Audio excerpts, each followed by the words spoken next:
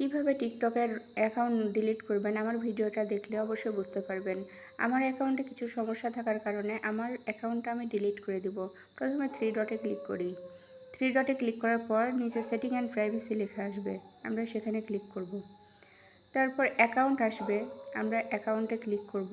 অ্যাকাউন্টে ক্লিক করার পর হালকা লোড নেবে।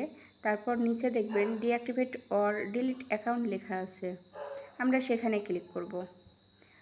তারপর হালকা লোড নেবে, নিচে দেখবেন ডিলিট অ্যাকাউন্ট পারমানেন্টলি, এটা আমরা ক্লিক করব। আমরা 30 দিনের মধ্যে এই অ্যাকাউন্টটা চালু করব না, তাহলে অটোমেটিক অ্যাকাউন্টটা ডিলিট হয়ে যাবে। আমরা যে কোনো একটা সিলেক্ট করব, আমি প্রথমেরটা সিলেক্ট করলাম, তারপর কন্টিনিউতে ক্লিক করলাম। হালকা লোড নেবে, তারপর নিচে দেখবেন একটা শূন্য জায়গা আছে, সেখানে ক্লিক করতে হবে।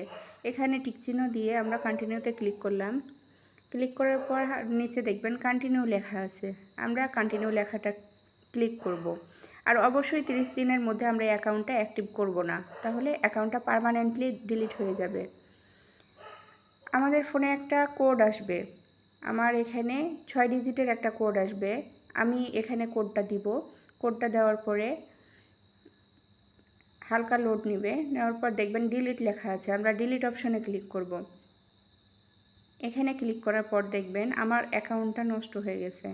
তো এভাবেই অ্যাকাউন্ট নষ্ট করতে হয়। ভিডিওটা ভালো লাগলে লাইক, কমেন্ট, সাবস্ক্রাইব করতে ভুলবেন না।